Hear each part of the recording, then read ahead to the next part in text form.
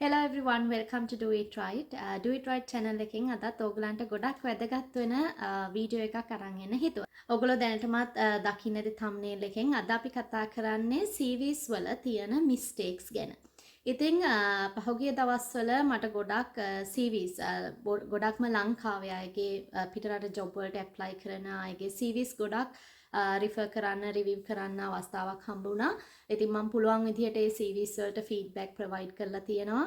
ඒ වගේම ගොඩ අය මගෙන් අහලා වෙලා තිබ්බ ඒගොල්ලන්ගේ CVs රිවිව් කරලා දෙන්න කියලා. ඉතින් මට ගොඩාක් ලිමිටඩ් ටයිම් එකක් තියෙන. ඒ ටයිම් එකේ පුළුවන් අයට මම රෙස්පොන්ඩ් කරලා ඇති. ඉතින් මං හිතුවා ඒ අයට උදව්වක් වෙන්න මේ වීඩියෝ එකෙන් ඕගොල්ලන්ගේ CVs වල ගොඩක්ම දකින්න තිබ්බ මිස්ටේක්ස් මොනවද? මිස්ටේක්ස් මත් නෙමෙයි කියන්නේ ඒ CV එකට අදාළ නැති සුදුසු නැති ඉන්ෆර්මේෂන්ස් ගොඩක් තිබ්බා අපිට අයින් කරන්න පුළුවන් ඒවාවත් CV එකේ ප්‍රොෆෙෂනලිසම් එක වැඩි කරන්න ඒ වගේම නිව්සීලන්ඩ් ඕස්ට්‍රේලියා ඒ වගේම වෙනින් රටක ජොබ් වලට ඇප්ලයි කරද්දී ඒ රටවල් වලට ගැලපෙන විදිහට CV එක හදන්නේ කොහොමද කියලා ඕගලන්ට මේ වීඩියෝ එකෙන් අදහසක් ගන්න පුළුවන්.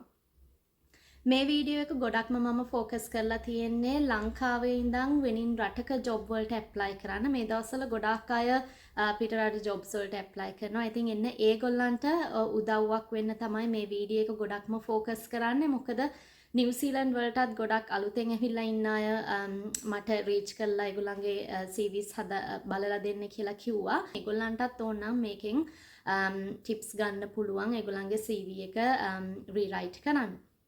හරි. අපි ඉක්මනටම කතා කරමු මොනවද CVs වල හදාගන්න තියෙන දේවල් කියලා. ගොඩක්ම මම දැකපු පළවෙනි පොයින්ට් එක විදිහට මම ගොඩක්ම දැක්කා මේ එන ගොඩාක් CVs වල career history එක දාලා තියෙනකොට career history එක මම දන්නේ ඒක මොන හේතුවකට ඒ විදිහට දානවද කියලා. සමහරට ලංකාවේ එහෙම වෙන්නේ නැති දාන්නේ. ගොඩක්ම career history එක start කරලා තියෙන්නේ ඕල්ම job එකෙන්. ඒ කියන්නේ ඔයා ඉස්සෙල්ලම කරපු job එකෙන්. එතකොට එකපාරට employer ට බැලුවම ඔයා currently මොනවද කරන්න කියලා හොයාගන්න බෑ. ඉතින් සමහරුන්ට ගොඩක් experience තියෙනවා. එතකොට ඒකේ යටටම යන්න ඕනේ ඔයා currently මොකක්ද කරන role එක කියලා දැනගන්න. ඉතින් මෙන්න මේක ගොඩක් important point එකක්. ඔයා whenever ඔයාගේ career history එක CV එකේ mention කරනකොට ඉස්සෙල්ලම ඔයාගේ latest job එකෙන් පටන් ගන්න ඕනේ. සාමාන්‍යයෙන් නිව්සීලන්ඩ් ඕස්ට්‍රේලියා ගොඩක්ම CV formats වල European countries වලත් එහෙම තමයි ගොඩක්ම latest එක තමයි ඉස්සෙල්ලම දාන්නේ. ඉතින් ඕගොල්ලොත් මතක තියාගන්න CV එක හදනකොට ගොඩක්ම ඔයාගේ current position එක ඉස්සෙල්ලම දාලා ඊට පස්සේ ඔයාගේ අනිත් previous jobs history එක mention කරන්න. දෙවැනි point එක විදිහට මම හිතුවා කතා කරන්න ඕන කියලා personal information. ඉතින් මේ CVs වල තියෙන personal information ගැන. මොන වගේ personal information ද CV එකක ඔයා mention කරන්න ඕන කියලා. ඉතින් මම රිවිව් කරපු ගොඩක්ම CV එක හැම CV එකේ වගේම too much personal information mention කරලා තියෙනවා. ඉතින් ගොඩක්ම අපි නිව්සීලන්ඩ් ගැන කතා කරොත් personal information අපි CV එකකින් expect කරන්නෙම නැති දෙයක්. ඉතින් role එකට අදාළ වෙන මොන හරි personal information අපිට ඕන නම් ඒකට ගොඩක් organizations වල forms develop කරලා තිනවා. ඔයා job එකට apply කරද්දී ඔයා prefer කරන වාගේ informations දෙන්න පුළුවන්. එහෙම නැත්නම් ඒවා further steps වලට යනකොට ඔයා select වුණොත් ඒවා ගන්නවා. ඉතින් ගොඩක්ම role වලට මේ CV එකට personal information සඳහන් කරන්න එපා. ගොඩක්ම ඒ කියන්නේ මම රිවිව් කරපු ගොඩ CV වල ඒ කියන්නේ ඔයාගේ marriage status එක මොකක්ද, ඔයාගේ වයස, ඔයාගේ too much personal information සඳහන් කරලා තිබ්බා. ඉතින් personal information මේ CV එකට ඇතුළත් කරන්න ඕනම නැති දෙයක්. මගේ ඔපීනියන් එකේ විදිහට. මොකද නිව්සීලන්ඩ් වල privacy act එකක් තියෙනවා. ඉතින් ඔයාගේ personal informations ගොඩක් වෙලාවට කොහෙවත් සඳහන් කරන්නේ නැහැ. සමහර වෙලාවට request කරොත් ඔයාලට සඳහන් කරන්න ඕනේ. ඒ අරින්න personal information ගොඩාක් මේ CVs වල සඳහන් කරන්න එපා. especially ඔයාලා වෙනින් රටකට apply කරනකොට. ලංකාවේ ගොඩක් වෙලාවට culture එකත් එක්ක අපේ තියෙන culture එකත් එක්ක ගොඩක් වෙලාවට personal information සඳහන් කරනවා. Australia, New Zealand, European countries වලත් එහෙමයි personal information CV එකේ ගොඩක් සඳහන් කරන්න එපා.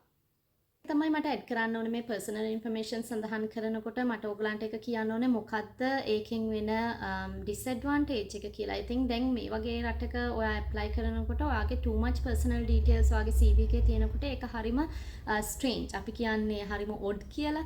ඉතින් ගොඩක් අය එකෙන් distract වෙනවා. ඒ වගේම employer හිතන්න පුළුවන් ඔයා ඒ කියන්නේ up to date නැති candidate කෙනෙක් කියලා. ඒ කියන්නේ ඒක හරිම strange point එකක් විදිහට තමයි employer දකින්න ඔයා too much personal details ඔයාගේ CV එකේ දැම්මහම මොකද ඒක ඔයාගේ CV එකට value එකක් add කරන්නේ නැහැ. එතකොට CV එකට එච්චරම අදාළ නැති දෙයක් තමයි අපි මෙහි consider කරන විදිහට ඔයාගේ personal details. ඒක නිසා personal details ගොඩක් CV එකට දාන්න නැතුව ඉන්න තරමට තමයි ඒ CV එකට ඔයාට value එකක් add කරන්න පුළුවන්. එතකොට අපි බලමු තුන්වෙනි ටිප් එක විදිහට මම කතා කරන්න හිතුවේ මේ CV වල format එක ගැන. හැබැයි මම මෙතෙන්දි කතා කරන්නේ ගොඩක් attractive format එකක් CV එකට තියෙන එක නෙමෙයි. ගොඩක් ඒ කියන්නේ electronically attractive CV එකක් තියෙන එක නෙමෙයි. CV format එක ගැන කතා කරනකොට ගොඩාක් CV සමහර ඒවා ඒ කියන්නේ too much colors තිබ්බා. එතකොට font එක එක විදිහේ fonts තියෙනවා. එතකොට ගොඩක් ඒ කියන්නේ stylish fonts දාලා තියෙනවා, headers, footers. එතකොට සමහර ඒවා දෙපැත්තෙම විස්තර සඳහන් කරලා තියෙනවා. ඒක හරිම distracting CV එක employee කෙනෙක්ට ඒක read කරන්න. එතකොට ඒකේ තියෙන information digest කරන්න හරිම අමාරුයි. මොකද ඔයාගේ ඇහැට අමාරුයි. ගොඩක්ම කියනවා නම් CV එක open කරාම සමහර වෙලාවට ඒක too much bright colors තියෙනවා. එතකොට එක එක font එකෙන් සඳහන් කරලා තියෙනවා. ඉතින් එහෙම නැතුව CV එකේ format එක ඔයාට ගොඩක්ම වැදගත් වෙන්නේ ඔයා මොන පිළිවෙලට ඔයාව present කරනවාද කියන එක. ඔයාගේ most important details CV එකේ දාලා තියෙනවද? ගොඩක් ඔයාගේ up to date information තියෙනවද? ඒ වගේ මේ information order කරලා තියෙන විදිහ තමයි CV එකක ගොඩක් වැදගත් වෙන්නේ. එහෙම නැතුව fancy formats දැන් ලංකාවේ ගොඩාක් fancy formats තියෙනවා. ඉතින් ඒ fancy format එකක් කොහෙත්ම helpful වෙන්නේ නැහැ ඔයාව shortlist වෙන්න. ඒකෙන් ගොඩක්ම employees ලව distract වෙනවා. මොකද හැමතැනම ඔයාගේ details දාලා තියෙනවා. ඒ කියන්නේ සමහරලාට කිසිම පිළිවෙලක් නැහැ. ඒක නිසා මේ වගේ fancy formats බලන්න නැතුව simple easy to read format එකකට ඔයාගේ CV එක හදන්න එක ගොඩක් helpful. ඔයාගේ ඕන කරන information through යන්න. ඒ point එකක් තමයි ගොඩක්ම මේ fancy CV formats වලින් අයින් වෙලා අවශ්‍ය කරන විදිහට professional font එකකින් professional විදිහට ඔයාගේ CV එක build up කරන එක. හරි, ඊළඟ point එක විදිහට මම කතා කරන්නම්.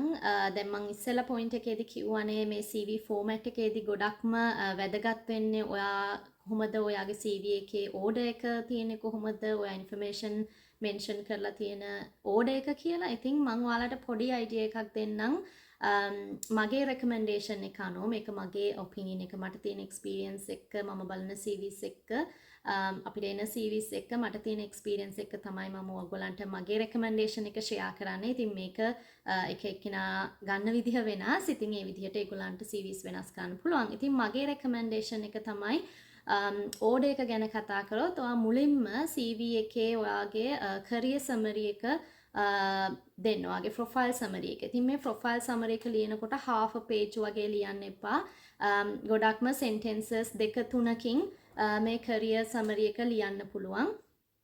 ඉතින් මගේ CV modern CV එකක් හදන්නේ කොහොමද කියන වීඩියෝ එකේ මේක in detail ඔයගලන්ට කියලා තියෙනවා මොන වගේ දේවල් දෙක ඇතුළත් වෙන්න ඕනේ කියලා. ඉතින් ඔයාව CV එක කියන්නේ ඔයාගේ first impression එක. ඉතින් firstම කෙනෙක් ඔයාගේ CV එක දැක්කම ඔයා මොන වගේ profile එකක්ද කියන එක තමයි ඒ sentences තුනකින් හතරකින් ඔයා කියන්න ඕන. ඔයාට තියෙන skills, experience ඒ වගේ දේවල්. මේකෙදි පස්සේ ඔයාට පුළුවන් second item එක විදිහට ඔයාගේ සමහර job තියෙනවා technical jobs, ඒ කියන්නේ technical skills ඕන jobs. ඉතින් ඒ වගේ job එකක් නම් ඒ වගේ role එකකට නම් ඔයා apply කරන්නේ ඔයාට mention කරන්න පුළුවන් ඔයාගේ තියෙන technical skills මොනවද කියලා ඒ role එකට අදාළව. ඊට පස්සේ ඔයාට යන්න පුළුවන් ඔයාගේ career history එකට. මම ඉස්සෙල්ලා කිව්වා වගේ career history එක හැමතිස්සෙම ඔයාගේ latest job එකකින් පටන් ගන්න. ඊට පස්සේ ඔයාට දාන්න පුළුවන් ඔයාගේ achievements මොනවද කියන එක. ඉතින් ගොඩක් අය මේ දේ අමතක කරනවා CVs වල. මේක ගොඩක්ම important employerට ඔයා ගැන understanding එකක් ගන්න. ඔයාගේ වැඩ කොහොමද? ඔයා මොන විදිහට perform කරලා තියෙන්නේ කියන එක ගැන understanding එකක් ගන්න. ඔයා මොන හරි successfully complete කරපු projects තියෙනවා නම් එහෙම නැත්නම් courses උනත් කමන්නේ workshops certification ඒවත් මේ stage එකේ ඔයාට mention කරන්න පුළුවන් achievements විදිහට නෙවෙයි achievements දාන්නේ ගොඩක් මොනවා successfully complete කරපු projects මොනවද ඒ වගේ දේවල් ඔයා systems මොන හරි implement කරලා තියෙනවා නම් ඒ වගේ දේවල් එතකොට ඔයාගේ workshops trainings ඒ වගේ දේවලුත් up to date ඔයා මොනවාද කරලා තියෙන trainings කියලා ඊට පස්සේ සඳහන් කරන්න පුළුවන්. අනිත් point එක තමයි educational qualifications සඳහන් කරනකොට ඔයා ගොඩක්ම නිව්සීලන්ත වල නම් ඕස්ට්‍රේලියාව වලත් එහෙමයි ගොඩක් අන්තිමට CV එකේ අන්තිමට තමයි educational qualifications අපි දාන්නේ මොකද ඒක ගොඩක් වෙලාවට අපි දකින්නේ educational qualification එක වැදගත් job එකට ගොඩක් සමහර technical roles වලට ඔයාට education background එක තියෙන්න ඕනේ.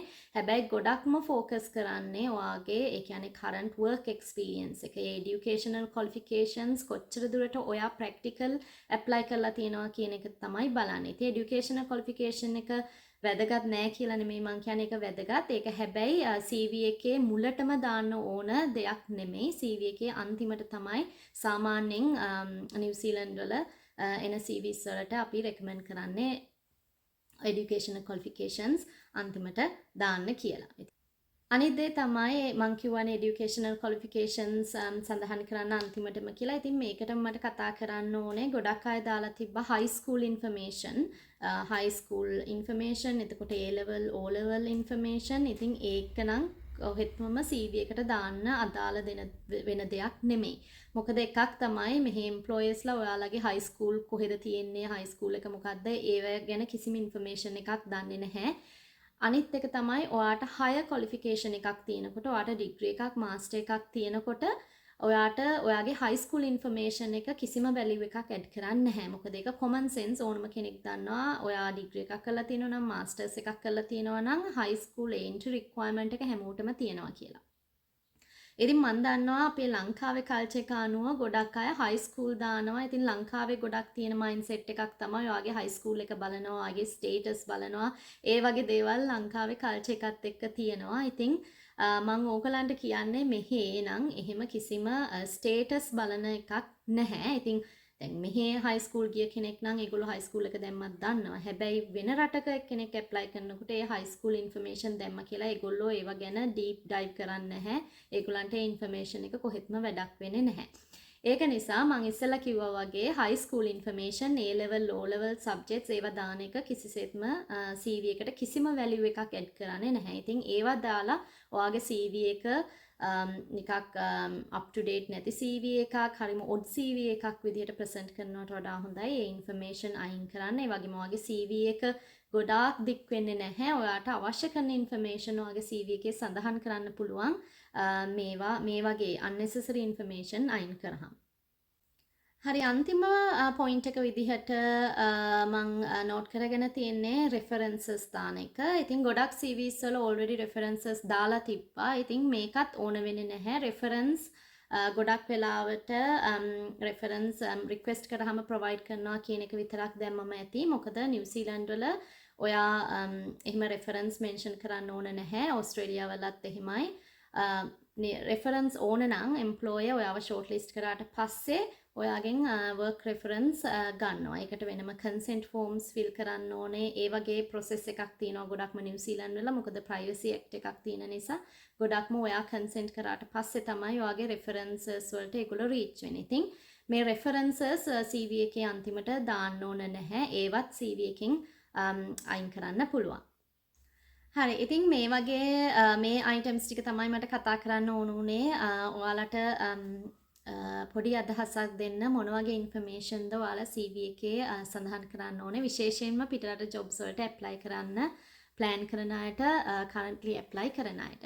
තවත් පොඩි ඉන්ෆර්මේෂන් එකක් තමයි ඔයගොල්ලොත් එක්ක ෂෙයා කරන්න ඕන. මට ඔයගලන්ට අදහසක් දෙන්න ඕනේ කොච්චර දුරට නිව්සීලන්ත ඕගනයිසේෂන්ස් ඒ වගේම ඕස්ට්‍රේලියා වලත් එහෙමයි ගොඩක්ම policies අලුත් වෙනවා අලුත් HR practices වලට යනවා. I think ගොඩක් organizations currently adapt කරනවා diversity inclusiveness ඒ වගේම equity කියන එක. ඉතින් මේ වගේ policies adapt කරන නිසා ගොඩක් organizations plan කරනවා කොහොමද ඒගොල්ලන්ගේ මොකද ගොඩක්ම diverse වෙන්න පුළුවන් inclusive වෙන්න පුළුවන් ගොඩක්ම අපි organization එකට recruitment process එකෙන් තමයි ඒක initially implement කරන්නේ.